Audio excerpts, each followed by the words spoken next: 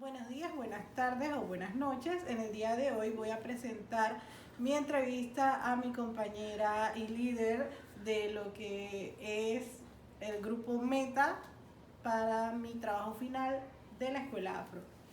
Hola, ¿cómo están todos, chicos, chicas y chiques? Es un placer estar aquí con ustedes. Espero que la información que vayamos a generar Natalia y yo pueda ser funcional para el espacio que están presentando. Es un placer estar aquí con ustedes. Les mando un fuerte abrazo desde Panamá. ¿Sientes Dale. tú, Jimber, que en Panamá, como afrodescendiente, hay una igualdad de género? La verdad es que creo con total honestidad que no. Em, Aún sigue habiendo poca o nula participación de mujeres afrodescendientes dentro de los espacios de toma de decisión. Por ende, la variable étnico-racial con enfoque de género no se contempla en los planes estratégicos que buscan mitigar o disminuir las dolencias que se viven como mujer afrodescendiente. No hay políticas públicas en materia de género que lleven el enfoque étnico-racial, por ende no vemos como esa igualdad, y esa igualdad no la vemos reflejada en nuestras vidas, porque de hecho una como mujer afrodescendiente aún sigue teniendo que sobreforzarse el cuádruple o el quíntuple para poder acceder al pleno goce de nuestros derechos en materias educativas, en materias laborales, en acceso, por ejemplo, también a los centros de salud. Si tú ves o comparas cómo están los centros de salud donde las poblaciones son mayormente afrodescendientes respecto a otros lugares, te das cuenta de que nosotras tenemos que enfrentar múltiples formas de desigualdad que también se traducen en violencia hacia la mujer afrodescendiente. Y creería yo que ni siquiera hay que tener como un estudio súper técnico para poder entender que a nosotras como mujeres afrodescendientes todas las realidades se nos complican y es muchísimo más complejo.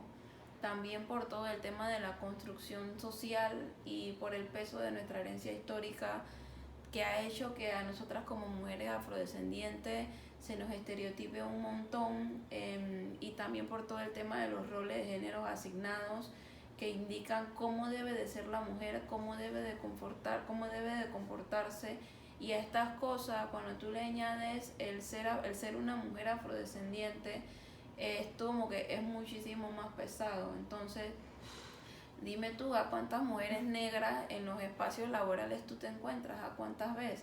Y diría yo, y si te las encuentras son en las plazas que menos responsabilidades tienen, o sea que puedes tener una escolaridad, una maestría, y al final siempre te juzgan más por cómo tú te ves, y siempre han asociado a los negros a lo malo, y eso pesa mucho más como mujer.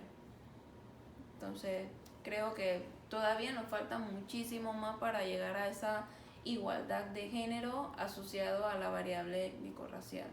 Muy cierto, Jimber. Gracias por estas palabras. Mi segunda pregunta sería, en los años que tienes de experiencia como activista, ¿sientes que en Panamá se han violentado los derechos de las personas afrodescendientes? Uf, yo creo que un montón, porque creo que partiendo también de lo que te dije anteriormente, nos pesa nuestra herencia histórica y toda esa construcción social de asociar lo negro a lo malo, cosas básicas como que, ay, el corazón lo tienes malo, lo tienes negro. Es todo esto, como que todo este estereotipo y toda esta forma de discriminación que están ligadas a la afrodescendencia precisamente son el producto de los mitos y estereotipos que, que enmarcan a la persona del ser negra. Entonces, sí hay maneras evidentes de formas de racismo y exclusión y discriminación y de violencia hacia las comunidades afrodescendientes. O sea, no es un secreto que existe el perfilamiento racial, que tú vas saliendo de tu trabajo siendo un hombre negro y te para la policía simplemente por cómo tú te ves, e incluso a nosotras como mujeres que se nos cuestiona constantemente el cómo nos vestimos, cómo somos, nuestra manera de comportarnos. Siempre hay como un hostigamiento hacia las mujeres afrodescendientes. También es una forma de violencia que no te permitan desarrollarte desde tu identidad, desde quién tú eres, desde cómo eres. Todavía en los trabajos, en las empresas que son de cara al público, es como que casi nombrar un pecado mortal el hecho de que tú vayas con tus trenzas o que vayas con tu afro, porque al final dicen que esto no es asociado a lo correcto, o a la belleza, es como que somos lo más sucio, y yo creo que a mí en lo personal una forma muy violenta hacia la mujer afrodescendiente es que no te permiten ser, porque cuando lastiman quién tú eres, tu identidad, cuando te lastiman tu esencia, yo creo que no hay nada peor que eso, obligarte a ser quien tú no eres simplemente para encajar.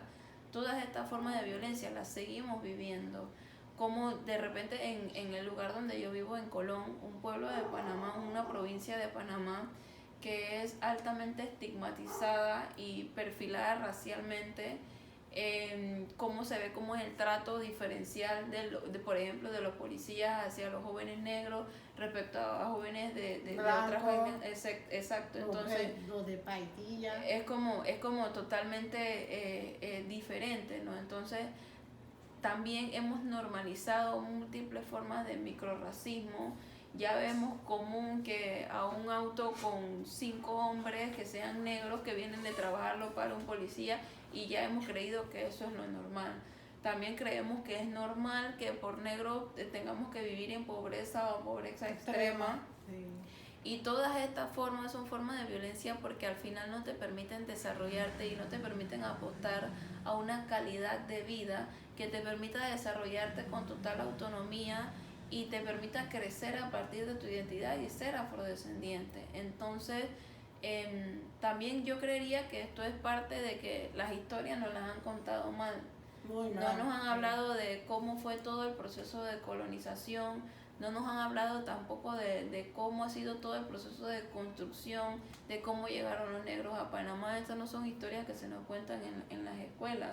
Por ende, hasta que precisamente no hagamos de los espacios representativos, que hayan mujeres, hombres, afrodescendientes, personas con discapacidad afrodescendientes en los espacios de toma de decisiones, hasta que estas cosas no se logren, realmente no podemos apostar a una inclusión total de las personas afrodescendientes o apostar a disminuir todas esas brechas de desigualdad que existen respecto a la afrodescendencia.